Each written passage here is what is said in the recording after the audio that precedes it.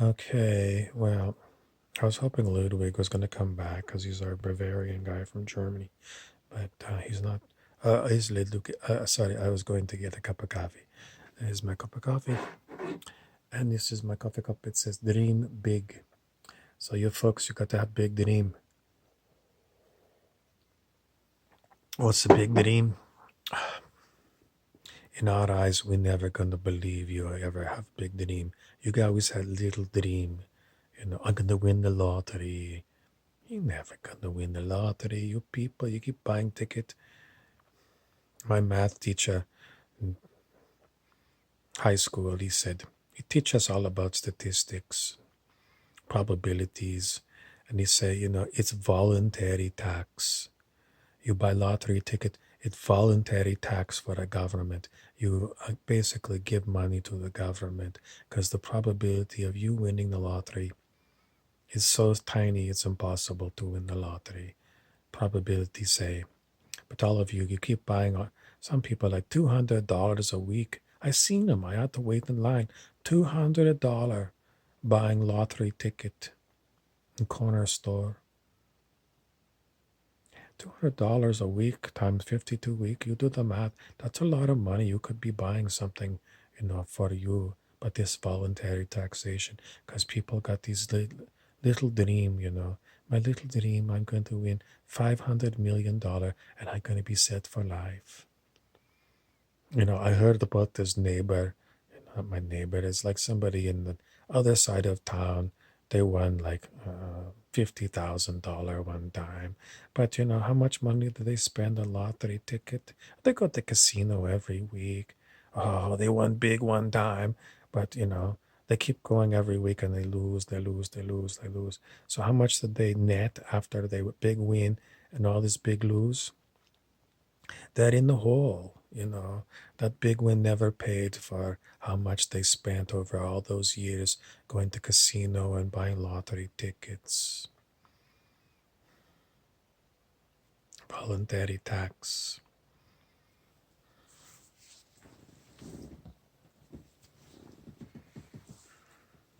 So when are we going to get to the point when we're going to help you get out of fear?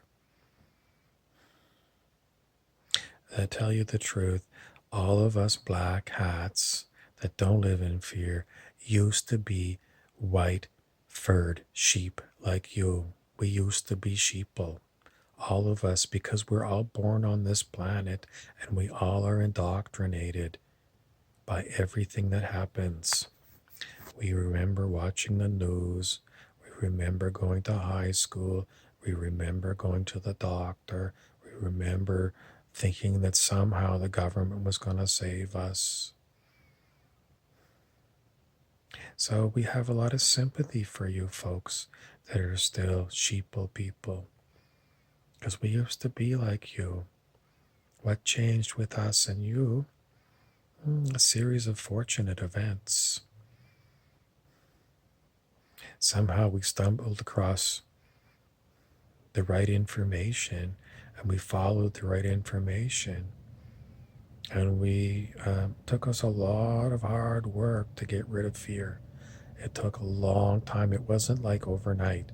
I went to a seminar and after the seminar, I wasn't brainwashed. No, it's not like that. It's like, somebody was in a cult. They used to talk about people joining cults, and then you'd have to hire somebody called a deprogrammer. If you got the person away from the cult, you had to isolate them with a deprogrammer because people were so programmed by the cult. You're programmed by the television. That's why on TV they call them TV programs.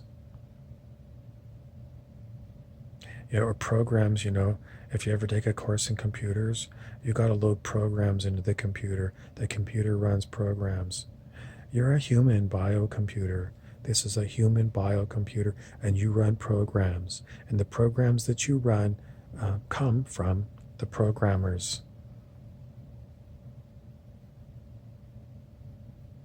That's the way we see it. You might not see it. You might say, oh, it's a black sheep person. Black sheep. It's so far, so crazy. Go back to the psych ward. You said you've been there. You go back there, buddy. You go back there. You go back there, you're going to drop dead of COVID-19. I just know you kind of people. You kind of people take chances. You can, you say you're doing social quarantine. I know you. I know you're kind. I wouldn't trust you as far as I could throw you. You're going to get COVID-19. You're going to give it to all of us. That's what you're saying. We're black sheep. We know what you're like. You throw us in the psych ward because you're afraid of us. But you're even more afraid of yourself, but you don't want to deal with your own fear. So in psychology, they call this projection. You've got something going on inside, or more likely in your head up here. You've got major fear, and what you do is you project it out on somebody like us. We know all about psychology. We took psychology. You did too. You just forgot. Yeah, and are you really going to go look up projection and all the other kinds of psychology that has to do with what you do? Probably not. It's just easier for you to point your finger and say, "Oh yeah, that one, that's a black sheep. Stay away. Don't listen to them." Conspiracy. Tin hat. Oh, you love calling us tin hat. We call you sheeple. You don't mind.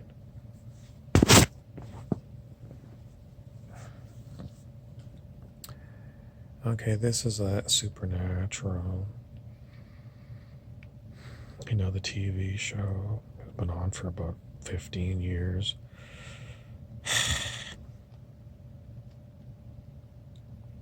What can I tell you about Supernatural? Well, a lot of you people still believe in God and Jesus. But you don't trust God and you don't trust Jesus. Oh, sure, at Christmas and Easter you go to the church, and some of your relatives go to church every Sunday. But you don't trust God and you don't trust Jesus because people in your family have got really sick with cancer or heart disease or dementia. And people in your family have dropped dead. Some of them were old, and then some of them were, fairly young, like one of my uncles. I don't think he was even 60 and he dropped dead.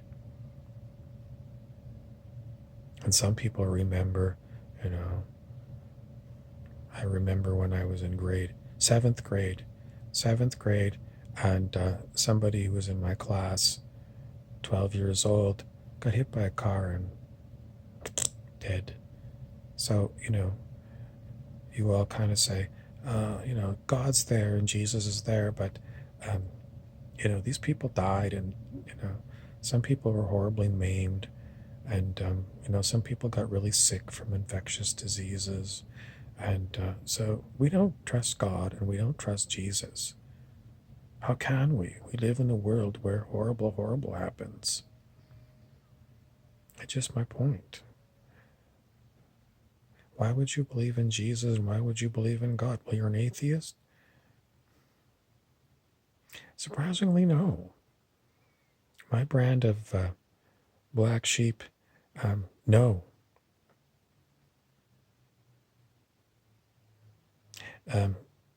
It's still possible that I might die. It's still quite possible. I don't discount that.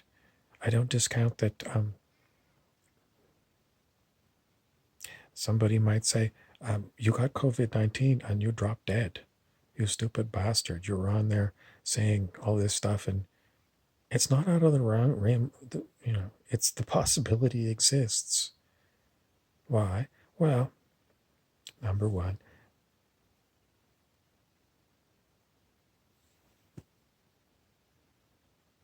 I don't want to give you conspiracy theories. I just want to tell you how I think. I don't discount it because, I'm not God. But what do I know? Strangely, I am totally 100% sure that if this body dies It's no big whoop. No, I mean no big whoop. You got like a death fetish or something. You're looking forward to dropping dead. Yeah, that's why you were in the psych ward. That's why you were in the psych ward, because you're not afraid of dying. It's normal to be afraid of dying, you idiot. You don't know what's going to happen. You got to enjoy every minute that you're here. I'm looking at you and saying, are you really enjoying your quarantine? You're so scared. You're insisting they keep the quarantine probably an extra month after they say it's safe. You're going to stay quarantined an extra month. You're going to call your boss and say, you're going to make up something. While I was off, I fell off a ladder and I broke my arm. I can't come in. I can't come in. It's going to be 6 weeks.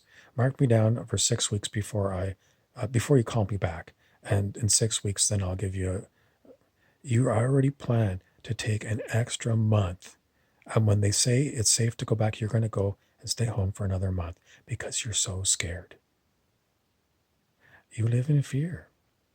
You live in fear. I don't live in fear. I keep checking to see how much time I got. I try to keep these to 15 minutes so I can put them on Instagram TV. And the last one I did, I went over by 7:7. 7:77. 7 seconds. 7:77. What is that? Oh, that's one of those. Is it a Boeing or an Airbus? 777. Or is it Lucky 777 if you're playing one of those casino games? You pull the thing or you push the button and it spins around, and if it comes up 777, it goes, and you're the big winner, and all the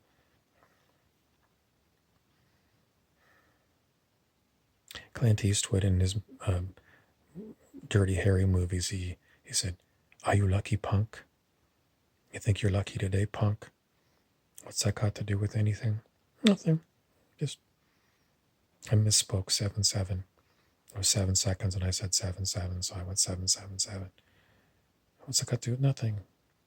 What's anything got to do with anything?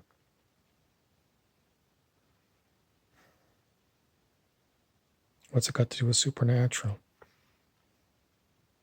Surprisingly, many years ago when I lived in Vancouver, Canada, I was an extra.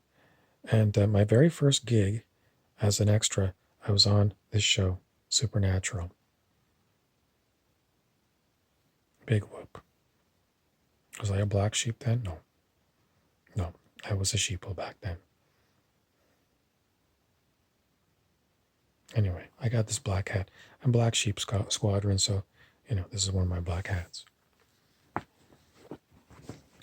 Which one wants to come out? I just do this on my channels. I change hats a lot. I really haven't got very far into explaining, how I got to be this way. I had a lot of scares in my life. A lot of scares.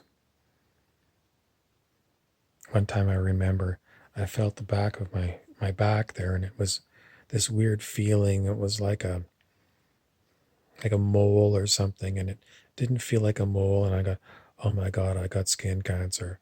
And I was terrified. So I'm phoning up every clinic who can take me. I got to see somebody this afternoon. I think I got horrible skin cancer. It's malignant melanoma. Oh my God, I'm going to die. I'm going to have a horrible. And then, I went up there, and, the doctor looked at it and took a sample and cut it off.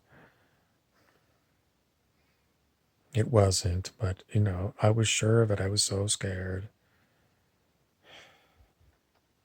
Panic sets in.